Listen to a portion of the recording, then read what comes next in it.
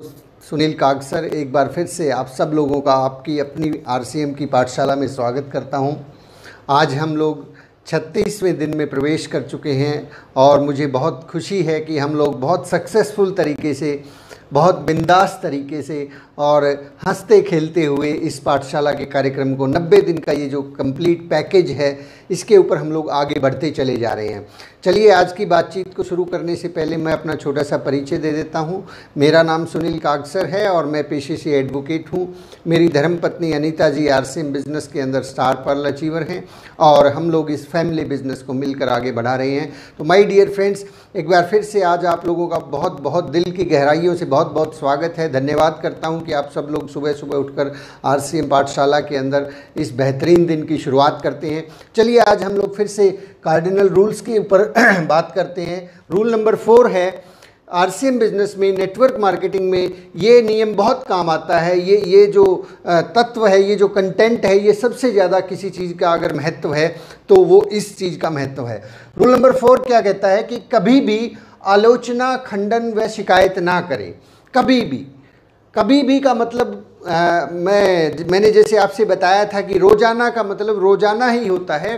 2, 4, 5 दिन के बाद या कभी मूड होता है तब उसका मतलब रोज़ाना नहीं होता। रोज़ाना प्लान दिखाने का मतलब है रोज़ाना प्लान दिखाना। बारिश हो तब भी प्लान दिखाना, आपका मूड ठीक नहीं है तब भी प्लान दिखाना, आपके पास समय नहीं है तब भी प्लान दिखाना, आपके पास बहुत बड़ा प्रॉब्लम आई हुई है तब भी प्लान दिखाना, और आप जिस भी स्थिति में हैं, आप हवाई जहाज़ में हैं वहाँ भी प्लान दिखाना, आप ट्रेन में हैं तब भी प्लान दिखाना। तो रोज़ाना का मतलब जैसे रोज़ाना होता है, ठीक इसी तरह से इस नियम नंबर 4 में कभी भी आलोचना, खंडन व शिकायत ना करें के अंदर जो कभी भी है, उस कभी भी का मतलब कभी भी, never ever ever, never ever ever, never never ऐसे बोल सकते हैं, नेवर, कभी भी नहीं, कभी भी नहीं, कभी भी नहीं। अब आप कहेंगे सर ऐसे कैसे? देखिए, लोक व्यवहार एक पुस्तक है, लोक व्यवहार डेल कार्नेगी जी के द्वारा लिखी गई एक पुस्तक है। वो तकरीबन पूरी की पूरी जो किताब है वो इसी नियम के ऊपर आधारित है। ये पुस्तक आप सब लोगों के पास ज़रूर होगी। मैं पहले भी इस पुस्तक को रेकमेंड कर चुका हूँ। इसको ज़रूर खरीदें और इसको पढ़ें। तो इसका जो सबसे पहला चैप्टर है, उस चैप्टर के अंदर जो टाइटल है वो ये है कि अगर शहद इकट्ठा करना है तो मधुमक्खियों के छत्ते पर लात ना मारें। दोबारा से सुने, अगर शहद इकट्ठा करना है तो मधुमक्खियों के छत्ते पर लात ना मारें। सतीश पंडित जी कहते थे कि इस बिज़नेस के अंदर यदि हमें कामयाबी चाहिए, यदि हम चाहते हैं कि हम आगे बढ़ें, यदि हम चाहते हैं कि हम इस बिज़नेस में टिके रहें और कामयाब हो जाएं, तो इस पुस्तक के बिना ये संभव नहीं है साहब। लोक व्यवहार वो पुस्तक है जिसको पढ़े बिना यदि कोई व्यक्ति आरसीएम बिजनेस करना चाहता है, आरसीएम बिजनेस के अंदर आगे बढ़ना चाहता है, तो ये ठीक उसी तरह से है कि हमने जाना तो दिल्ली था लेकिन हमारा मुंह, हमारी गाड़ी का मुंह अमृतसर की तरफ है। मैं यहाँ चंडीगढ़ से निकलता हूँ, मेरी गाड़ी को मैं अमृतसर की तरफ जाने वाले रोड की तरफ दौड़ाता हूँ, तो दिल्ली कैसे पहुँच पाऊँगा? ये बिल्कुल विपरीत चीज़ें हैं। बिना इस पुस्तक के अध्ययन के और इस पुस्तक को अध्ययन करने के बाद अपने आचार और व्यवहार के अंदर समाहित किए बिना ये असंभव है कि एक आदमी किसी बड़ी पिन पर पहुंच जाए। देखिए, बिगिनर, ईगल, स्टार्टर, रॉयल्टी बनना कोई बड़ी बात नहीं है, वहाँ तक एक आदमी पहुँच सकता है, लेकिन उससे आगे का जो रास्ता है वो इस पुस्तक के बिना संभव ही नहीं है। बहुत से लोग अक्सर बिजनेस खड़ा तो करते हैं, लोगों को ज्वाइन तो करवा देते हैं, टीम भी बना लेते हैं, लेकिन उस टीम से काम कैसे करवाना है, अब वो लोग काम क्यों नहीं करते उसे पता ही नहीं लगता, क्योंकि ये सारे के सारे सिद्धांत तो लोक व्यवहार के अंदर लिखे हुए हैं। लोक व्यवहार के नियमों का अगर हम पालन करेंगे, लोगों की आलोचना नहीं करेंगे, उनकी बातों का खंडन नहीं करेंगे, उनके साथ उनकी शिकायतें नहीं करेंगे, तो ही लोग काम करने वाले हैं।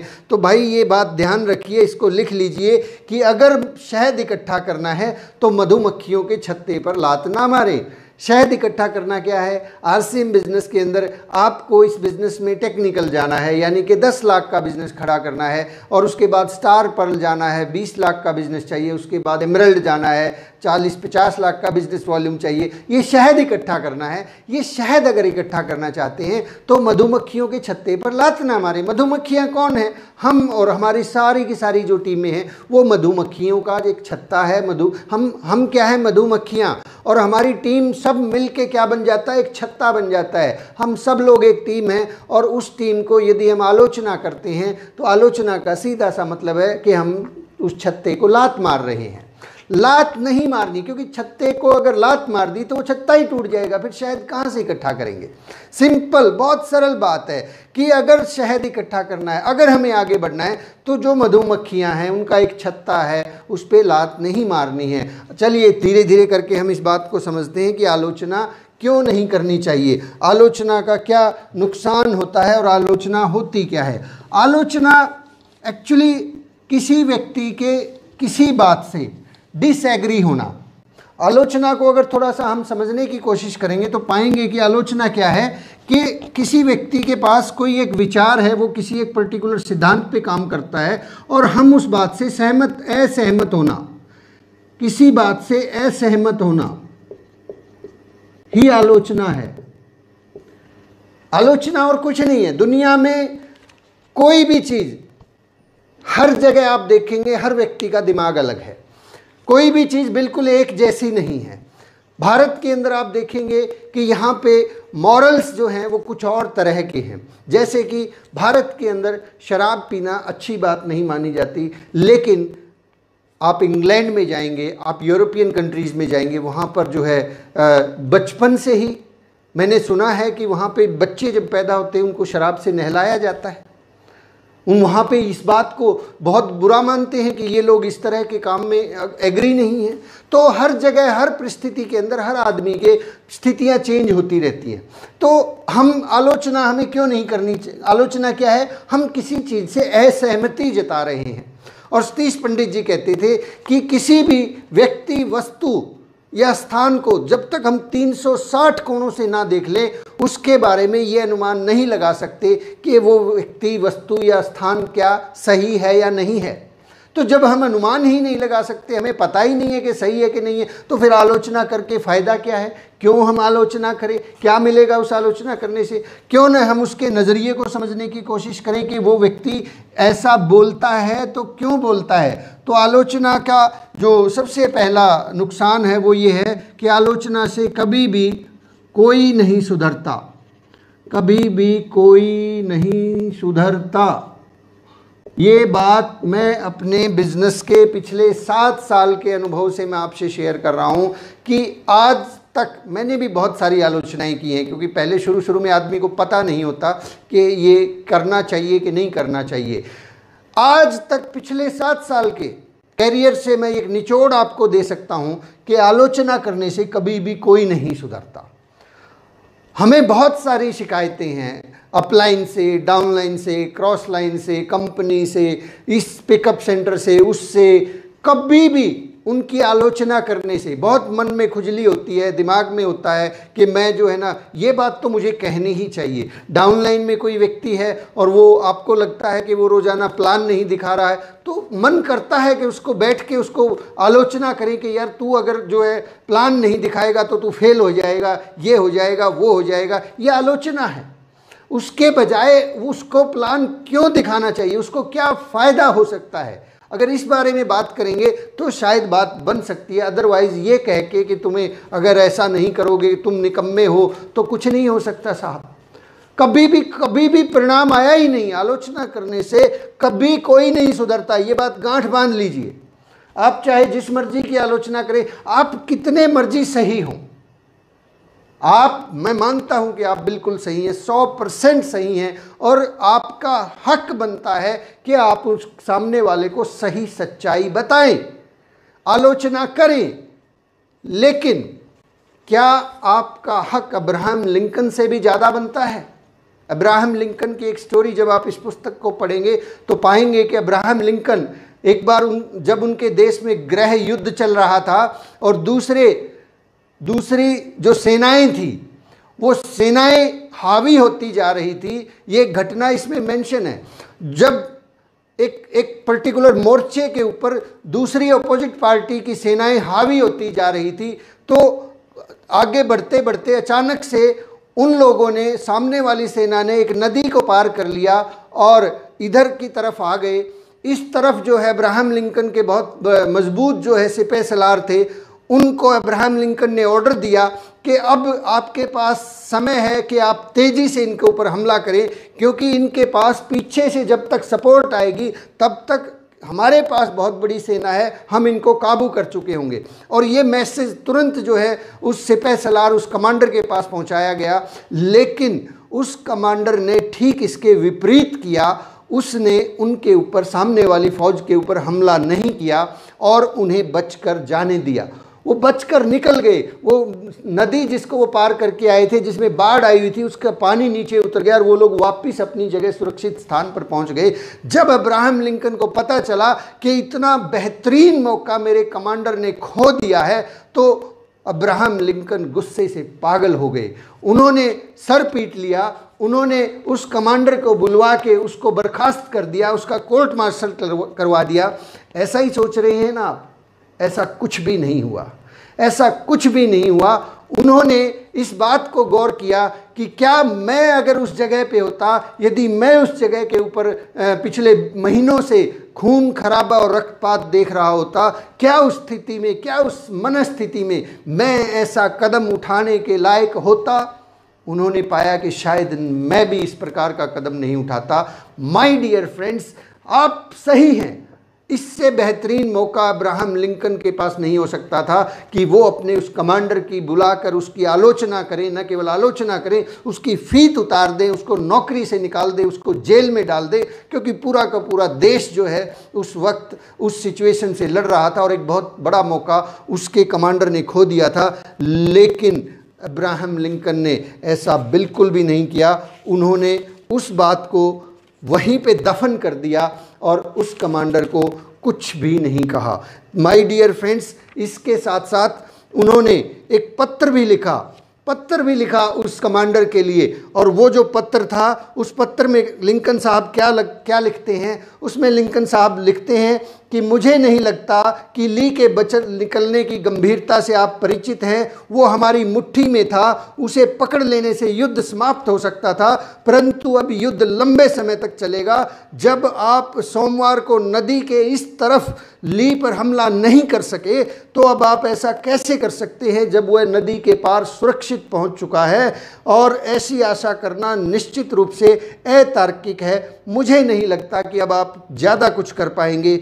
सुनहरा मौका आपके हाथ से निकल चुका है और मुझे इस बात का बेहद अफसोस है। ये पत्र अब्राहम लिंकन ने अपने कमांडर को लिखा और आप जानते हैं कि उस कमांडर को इस पत्र के पढ़ने के बाद कैसा लगा?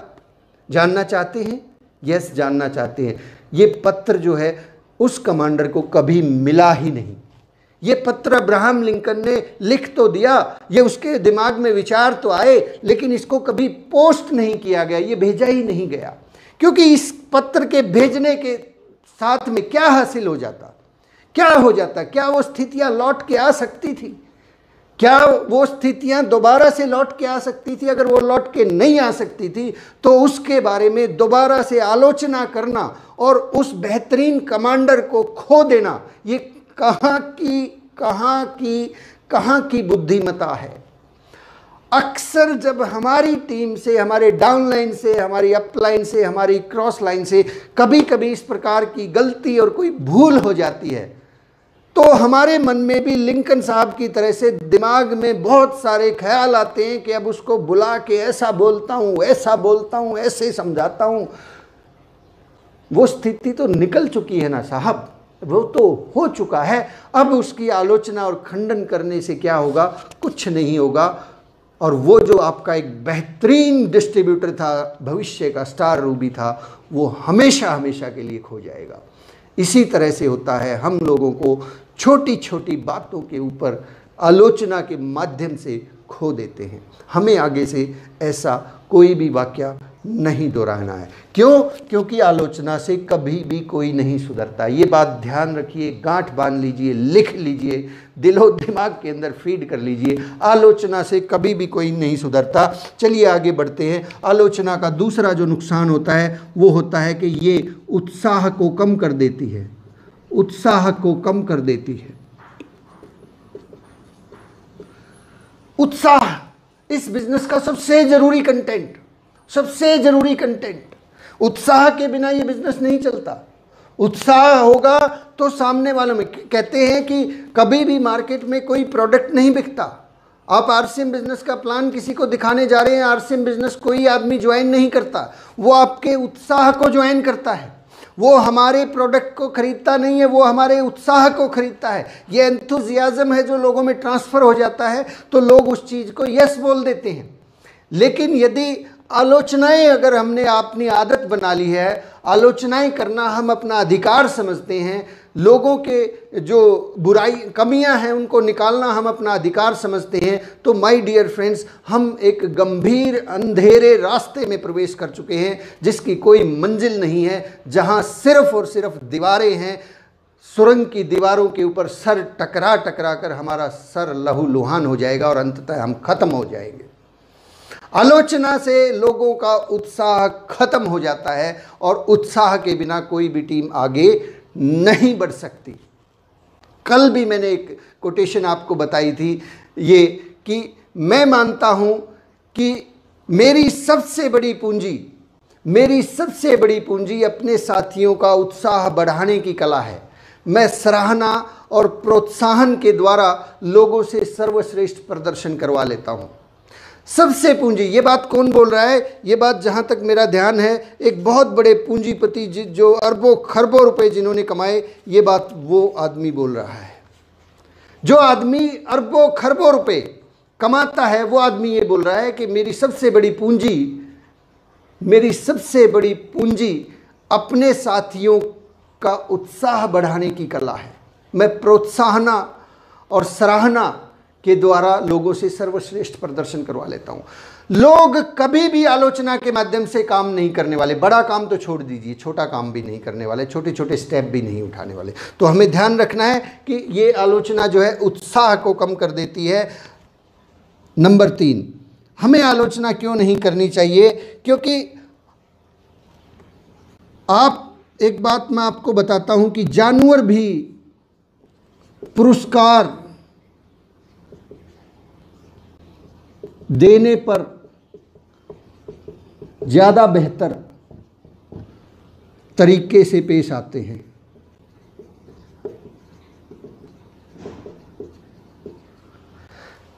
जानवर भी पुरस्कार देने पर ज़्यादा बेहतर तरीके से पेश आते हैं साहब। अगर ये बात जानवरों के बारे में सही है तो इंसानों के बारे में तो और भी ज़्यादा सही है। आपने देखा होगा कि जिस जानवर को डंडे से कंट्रोल करते हैं वो ढंग से पेश नहीं आता है। जिस जानवर को प्यार से कंट्रोल करते हैं, पुचकारते हैं, थपथपाते हैं, उसको लाड लड़ाते हैं, वो जानवर अच्छे तरीके से पेश आता है। लेकिन जिस जानवर को डंडे से, मारपीट से, धमका के आप पेश आते हैं, वो जानवर आपसे ढंग से पेश नहीं आता है। तो अगर ये बात माय डियर फ्रेंड्स जानवरों के बारे में सही है तो इंसानों के बारे में तो शायद और भी ज़्यादा सही होनी चाहिए। जानवर तो कहते हैं दिमाग नहीं होता उनमें, इंसानों में तो दिमाग है। तो आलोचना से क्या होगा? आलोचना से कुछ भी हासिल नहीं होने वाला है, केवल और केवल प्रशंसा से हासिल होने वाला है। चलिए आगे बढ़ते हैं। हम लोग एक और बात इसके बारे में मैं आपसे शेयर करता हूं, क्यों नहीं हमें आलोचना करनी चाहिए। क्योंकि हर व्यक्ति का अपना दिमाग है, हर व्यक्ति का अपना नज़रिया है, हर व्यक्ति का अपना नज़रिया है। आप इस पुस्तक को इस तरफ से देख रहे हैं जिस पे लिखा हुआ है लोक व्यवहार। अगर मैं अपनी आंखों के सामने इसको यहाँ पे रखता हूँ तो मुझे वो जो पीछे लिखा हुआ है वो बिल्कुल नज़र नहीं आ रहा है। आप कहेंगे नहीं यहाँ लोक व्यवहार है, मैं कहूँगा नहीं यहाँ तो पेज नंबर 2 है, लोगों के साथ अचूक व्यवहार करने का अचूक रहस्य लिखा हुआ है। आप कहेंगे नहीं नहीं लोक व्यवहार लिखा हुआ है, मैं कहूँगा नहीं कुछ और लिखा हुआ है। अब बताइए कौन सही है, कौन सही है? दोनों सही हैं, आप भी सही हैं, मैं भी सही हूँ। हर व्यक्ति का अपना नज़रिया होता है चीज़ों को देखने का। वो नज़रिया उनके बचपन में जो घटनाएं हुई हैं, उनको जो एजुकेशन मिली है, उनका जो माहौल है, उसकी वजह से वो नज़रिया तैयार हुआ है, सालों में तैयार हुआ है, बरसों लगे। और हम चाहते हैं कि उसका नज़रिया अचानक एकाएक हमसे मैच करे। कैसे मैच करेगा? समय लगेगा। तो लोगों का नज़रिया होता है, लोगों के नज़रिए से देखें कि लोग क्या क्यों ऐसा बोल रहे हैं। अगर हम लोगों के नज़रिए से देखेंगे तो हमें बातें समझ में आ जाएंगी। हमें समझ में क्यों नहीं आती? कोई आदमी पर्टिकुलर तरीके से जब व्यवहार करता है, वो बात समझ में क्यों नहीं आती? क्योंकि हम उसके नज़रिए से देख नहीं रहे हैं। कहते हैं कि सामने वाले के जूते में पैर रख कर देखें कि उसको कैसा फील होता है। उसके अंदर कील है और हम कहते नहीं जूता पहनना चाहिए, जूता तो बहुत अच्छा है। हमें पता ही नहीं है कि उस जूते के अंदर कील लगी हुई है और वो उसको चुभती है। तो जब तक हम सामने वाले की नज़रिए से नहीं देखेंगे, हमें पता नहीं लगेगा कि क्या होता है। और आगे हम बात करते हैं सराहे जाने की लालसा।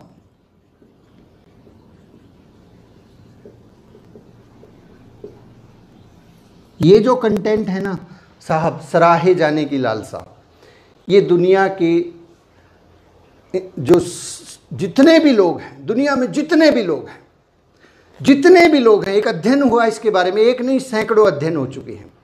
सैकड़ों अध्ययन हो चुके हैं कि इंसान के अंदर जो सबसे बड़ी भूख है, सबसे बड़ी जो भूख है, वो है सराहे जाने की भूख, सराहे जाने की लालसा। आदमी इस बात के लिए कि लोग उसको सराहें, इस बात के लिए ही तो वो अच्छी नौकरी पाना चाहता है, इस बात के लिए ही तो वो अच्छा बिजनेसमैन बनना चाहता है, इस बात के लिए ही तो वो बड़ी गाड़ी खरीदता है, इस बात के लिए ही तो इंसान बड़ा मकान बनवाता है, इस बात के लिए ही तो लोग दान और पुण्य करते हैं, इस बात के लिए ही तो बिरला जी ने बिरला मंदिर बनवा दिया, इस बात के लिए ही तो लोगों ने बड़े बड़े हॉस्पिटल बनवा दिए। क्यों? किस लिए? उनके पास पैसा और लोग कम है क्या? सब चीज़ें हैं, लेकिन फिर भी ऐसा क्यों करते हैं लोग? क्योंकि उनके अंदर एक भूख है, सबके अंदर एक भूख है, सराहे जाने की लालसा। और ये लालसा नीचे से लेके जो आदमी बहुत आप जिसको पैसे के मामले में अगर हम बात करते हैं कि एक मजदूर आदमी के अंदर भी ये लालसा है और एक प्रधानमंत्री के अंदर भी ये लालसा है। हर आदमी के अंदर ये लालसा है, ये जन्मजात है, ये मूलभूत कंटेंट है। अगर हम इस सराहे जाने की जगह ये दूसरा कंटेंट इस्तेमाल करेंगे तो लोग कभी भी हमारे पास नहीं आने वाले हैं, लोग हमें छोड़ के चले जाते हैं। पंडित जी एक बात बोलते थे कि इस बिज़नेस के अंदर लोग जो है आरसीएम बिज़नेस को कभी भी छोड़ के नहीं जाते हैं। आरसीएम बिज़नेस को कभी भी लोग छोड़ के नहीं जाते हैं, लोग लोगों को छोड़ जाते हैं। दो चीज़ें हैं आरसीएम बिज़नेस में। पहली बात कि लोग आरसीएम बिज़नेस ज्वाइन नहीं करते हैं, लोग हमें ज्वाइन करते हैं, लोग लोगों को ज्वाइन करते हैं। और दूसरी बात, लोग आरसीएम बिजनेस को छोड़ के नहीं जाते, लोग लोगों को छोड़ के जाते हैं। दो चीज़ें हैं, आप ध्यान रखें। मैं इसको थोड़ा सा हटा देता हूँ। ये बात बहुत गजब की है, आपको बहुत अच्छा लगेगा कि हम अगर इस बात को समझ पाएँ कि सबसे पहली चीज़, लोग किसको ज्वाइन करते हैं? लोग लोगों को ज्वाइन करते हैं। किसको ज्वाइन करते हैं साहब? आरसीएम को ज्वाइन करते हैं क्या? बिल्कुल भी नहीं। लोग लोगों को ज्वाइन करते हैं। और लोग आरसीएम को छोड़ जाते हैं क्या? कभी भी नहीं। लोग लोगों को छोड़ जाते हैं। किस लिए? इसलिए कि यदि लोग आलोचना करते हैं, दो चीजें हैं, एक है आलोचना और दूसरी है सराहना। अब आप चुन लीजिए कि आप आलोचना को चाहेंगे या सराहना को चाहेंगे। आप आगे से जो काम करेंगे ज़िंदगी में, आप आगे जब बढ़ना चाहेंगे, आरसीएम बिजनेस जब आप करेंगे तो दो चीज़ें आपको मिलेंगी। पहली चीज़ कि लोग लोगों को ज्वाइन करते हैं, ये ध्यान में रखें, और लोग लोगों को छोड़ जाते हैं। अगर आप इस चीज़ को उठाएंगे तो लोग छोड़ जाएंगे। आलोचना का इस्तेमाल करेंगे तो लोग छोड़ जाएंगे, आप सराहना का इस्तेमाल करेंगे तो लोग आपके साथ में ज्वाइन हो जाएंगे। कौन सा कंटेंट आप चाहते हैं? आप यही चाहते हैं कि ना लोग आपके साथ में रहें, लोग आपको छोड़ के ना जाए, आपकी टीम को छोड़ के ना जाए, आप आगे बढ़ें और नए नए लोग आपके साथ ज्वाइन होना शुरू हो जाएं। बड़ी सी आपकी टीम हो, 1000, 2000, 5, 10, 20, 50 हज़ार, लाख, 2 लाख, 50 लाख, करोड़ों लोगों की आपकी टीम हो, तो आज के बाद इस कंटेंट का इस्तेमाल बंद कर दीजिए। चाहे आप कितने भी सही हो साहब, ये बात छोड़ दीजिए कि नहीं नहीं सर मैं तो बिल्कुल सही था, सामने वाला बिल्कुल गलत था। ओके, आप बिल्कुल सही थे, लेकिन फिर भी उस आलोचना के करने से मिलेगा क्या? कुछ नहीं मिलेगा। लोग छोड़ जाएंगे बिजनेस को। क्या आप चाहते हैं कि छोड़ जाए? क्यों ना हम प्रोत्साहन और प्रशंसा और सराहना का इस्तेमाल करें। आपका मुख्य उद्देश्य क्या है? मुख्य उद्देश्य क्या है? लोगों को इस बिजनेस में टिका के रखना। आपका मुख्य उद्देश्य है इस बिजनेस में आगे बढ़ना, डायमंड बनना, स्टार डायमंड बनना। और वो कब बनेंगे? जब लोग हमारे पास होंगे। तो ये कंटेंट को हम क्यों इस्तेमाल करें? हम क्यों किसी आदमी को ये कहें कि तू कुछ नहीं कर सकता? इसका एक एग्जाम्पल मैं आपको एक और एग्जाम्पल देता हूँ कि थॉमस एल्वा एडिसन जो है, देखिए शब्दों का कितना फ़र्क पड़ता है। थॉमस एल्वा एडिसन बचपन में जिस स्कूल में जाते थे, उस स्कूल में पढ़ने के लिए जब वो जाते थे तो वो थॉमस एल्वा एडिसन उतने बढ़िया होशियार नहीं थे, उनको बहुत सा अच्छे से पढ़ना नहीं आता था। तो उनका जो टीचर था, उस टीचर ने, जो हेड टीचर था, उसको स्कूल से निकाल दिया और उन्होंने एक पत्र लिख के थॉमस एल्वा एडिसन के कॉपी के अंदर डाल दिया और उसको कहा कि बेटा ये पत्र ले जाके अपनी माँ को दिखा देना और कल से तुम्हें स्कूल में आने की ज़रूरत नहीं है। तो ये पत्र जब जाके उसने, क्योंकि अब एडिसन साहब उस वक्त तक पढ़ना भी नहीं सीखे थे, उन्हें पढ़ना भी ढंग से नहीं आता था, वो उस पत्र को पढ़ ही नहीं सकते थे। वो पत्र ले जाके जब उन्होंने अपनी माँ को दिया और उसकी माँ ने उस पत्र को पढ़ा तो उसकी माँ की आंखों में आंसू आ गए और रोते रोते उस बच्चे ने पूछा कि माँ क्या लिखा है इस पत्र में, क्या लिखा है इस पत्र में, आप रो क्यों रही हैं? तो जो एडिसन साहब की माँ थी उन्होंने कहा कि बेटा इस पत्र में लिखा है कि आपका बच्चा जो है ये बहुत होशियार है, इसके पास बहुत तेज़ बुद्धि है और इतने होशियार और इतने अक्लमंद बच्चे को पढ़ाने के लिए हमारे स्कूल के अंदर बेहतरीन टीचर नहीं है, बेहतरीन अध्यापक नहीं है। इसलिए आपसे निवेदन है कि आप इस बच्चे को अपने घर में ही पढ़ाएं, क्योंकि इसके लेवल की एजुकेशन हमारे पास नहीं है। ये पत्र वहीं पे बंद हो गया, ये पत्र रख दिया गया। और जब एडिसन साहब बहुत बड़े वैज्ञानिक बन चुके थे, उस वक्त उनके सामने एक अलमारी के अंदर कुछ किताबें रखी थी। जब वो किताबें उन्होंने निकाली और उन किताबों के अंदर वो पुराना पत्र, सालों वर्ष पुराना, वर्षों पुराना पत्र जब एडिसन साहब को मिला, तो जानते हैं उस पत्र में क्या लिखा हुआ था? उस पत्र में प्रिंसिपल ने लिखा हुआ था कि आपका बच्चा मंदबुद्धि है, आपका बच्चा पढ़ नहीं सकता, आपका बच्चा बेवकूफ़ है और इस तरह के बेवकूफ़ बच्चे को हम अपने स्कूल में नहीं रख सकते, इसलिए हम इस बच्चे को निकाल रहे हैं, इस बच्चे को कल से स्कूल में ना भेजें। वही मंदबुद्धि बच्चा एक माँ के सराहना भरे शब्दों की वजह से दुनिया का सबसे बड़ा वैज्ञानिक बन गया। हजारों आविष्कार उसने कर दिए। ये बल्ब जिसकी रोशनी में हम बैठे हैं, उस व्यक्ति ने निर्माण किया। वो हजारों बार फेल हुआ लेकिन बल्ब का निर्माण किया। माय डियर फ्रेंड्स, प्रोत्साहन और सराहना भरे शब्दों से एक जिस बच्चे को दुनिया बेवकूफ़ और कम अक्ल वाला मानती थी, उसको भी यदि साइंटिस्ट, दुनिया का सबसे बड़ा साइंटिस्ट बनाया जा सकता है, तो क्या आप और हम प्रोत्साहना और सराहना भरे शब्दों से आरसीएम बिजनेस में जुड़ने वाले हर व्यक्ति को royalty achiever, technical achiever, diamond, star diamond की तरफ नहीं पहुंचा सकते? क्या पहुंचा सकते हैं, लेकिन आलोचना की बजाय केवल और केवल सराहना भरे शब्दों का इस्तेमाल करना है। आपको लग सकता है कि इससे नुकसान होगा, यस, आपको लग सकता है कि अगर मैंने आलोचना नहीं की, उसको डराया और धमकाया नहीं, तो इससे नुकसान होगा। जो नुकसान होगा, जो आपको लगता है, वो टेम्परेरी होगा, वो टेम्परेरी होगा। Mind it my dear friends, वो टेम्परेरी होगा। जो रिकवर किया जा सकता है, जो भविष्य में रिकवर किया जा सकता है, क्योंकि लोग हमारे पास बचेंगे तभी तो वो उनमें सुधार हो पाएगा ना साहब। अगर आलोचना करने से लोगों ने बिजनेस ही छोड़ दिया तो फिर क्या फ़ायदा उस आलोचना करने का? फिर सुधार किस में करना चाहेंगे हम? बचेगा कौन? हाँ?